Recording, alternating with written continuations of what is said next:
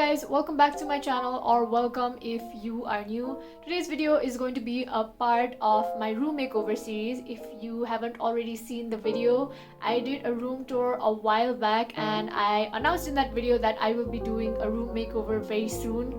But it's been a long time since I did the room tour video, so I thought it was about time I started finishing up the makeover. A makeover is a very long process and it takes a lot of time and money to finish it. So right now I think my room is in a stage where I finally liking how everything looks, so I thought I would do a couple of videos in this series to finally finish off the makeover. So in today's video I will be showing you guys 4 very easy to do room decor DIYs that I have done in my room and I really like the results, so I thought that you guys might like it too. So that's what I will be doing in this video, and I will also include all of the supplies that I've used in the description, whatever I can find. But all of the supplies that I've used are really easy to find in any local stores near you, so check out the link in the description and let's get started with our first DIY project. For the very first DIY project, I have some plant pots that I want to paint and fill with indoor plants. You should know that I am a beginner at taking care of plants, but I really think that they help liven up any space. So I wanted to customize these plant pots without doing too much. So I'm starting with a base of white acrylic paint for this first pot, and I wanted to leave the bottom part unpainted. So I'm taping it off and I covered the whole thing with 2 coats of paint.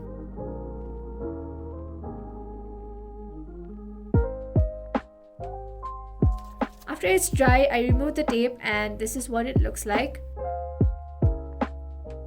I'm then mixing some grey paint and using a stiff bristled brush to spray it on the pot to give this speckled effect, and this is how it turned out.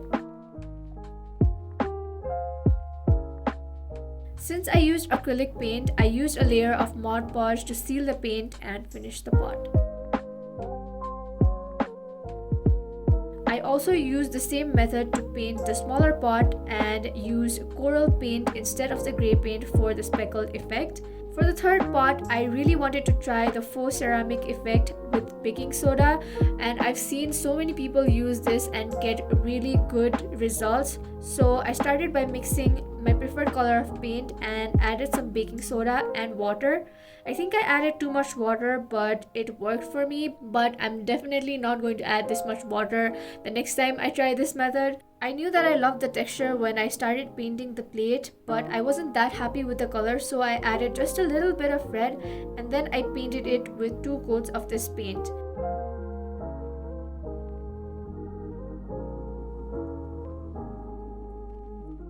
After the paint was dry, I could see some of the baking soda powder falling off, so I painted the whole thing with a layer of Podge to seal everything together, and this is how all of my plant pots turned out.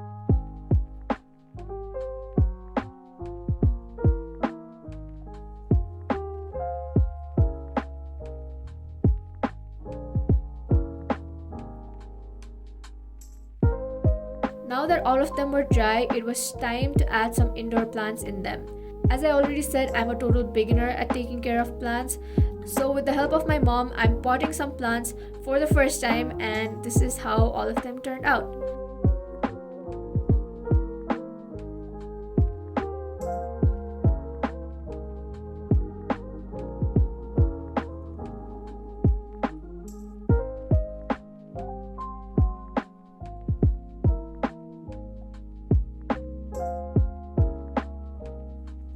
I love all of them and I really hope I can take good care of them. For the next DIY, I have these plastic frames that I got from Usupso. I got them a while back and these came attached to each other, so I thought I could separate them and hang up some artwork in them. For these kind of projects, I love to scroll through Pinterest to get inspiration for the artwork that I'd like hung up in my room. So in my case, I love sky and cloud paintings. So for the first frame, I made this head in the clouds themed illustration that I found on Pinterest, and I'm just using my Tombow brush pen to outline the illustration.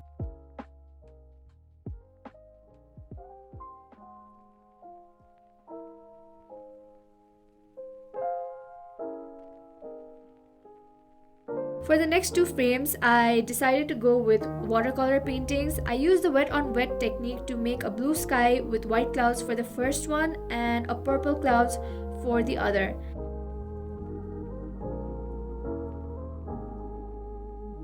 I also made a little airplane on the first one, and for the second one I wrote head in the clouds with my Tombow brush pen again.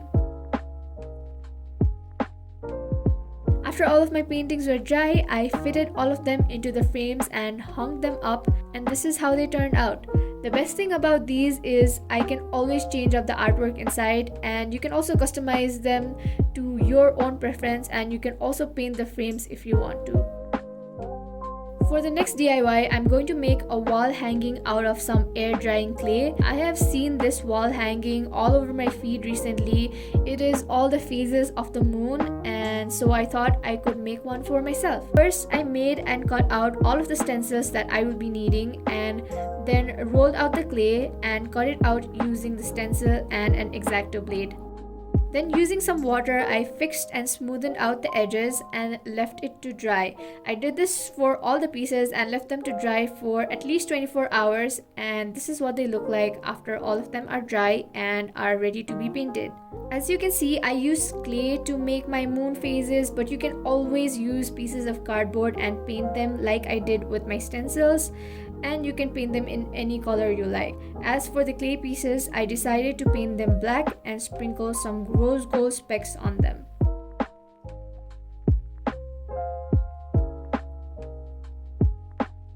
After all the paint is dry, I applied a layer of Mod Podge to seal the paint and give a glossy finish.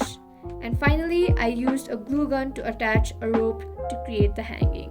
One thing I wish I knew is that the clay pieces are pretty heavy, so I should have attached the rope on top of the pieces so they hang properly, but I kind of realized this a little bit late, so I did that later, and so I have two pieces of rope in the hanging, but I think it turned out pretty good.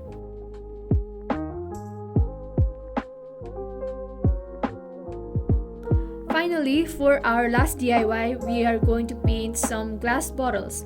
I got these two from Kaimono, and the other two I had lying around in the house.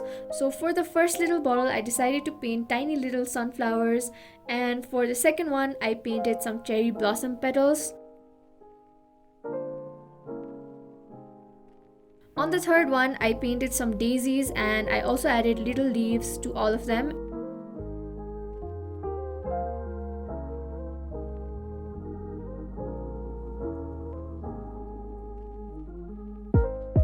And this is how they turned out.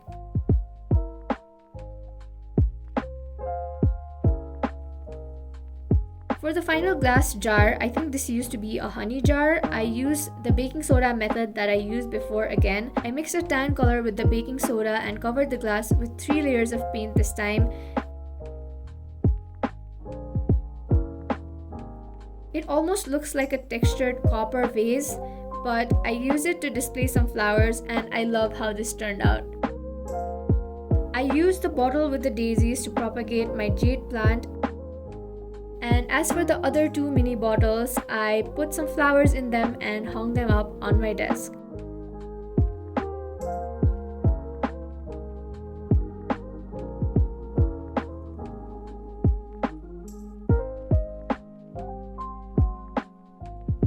This is what they look like with my sunset lamp on, and I love how they look.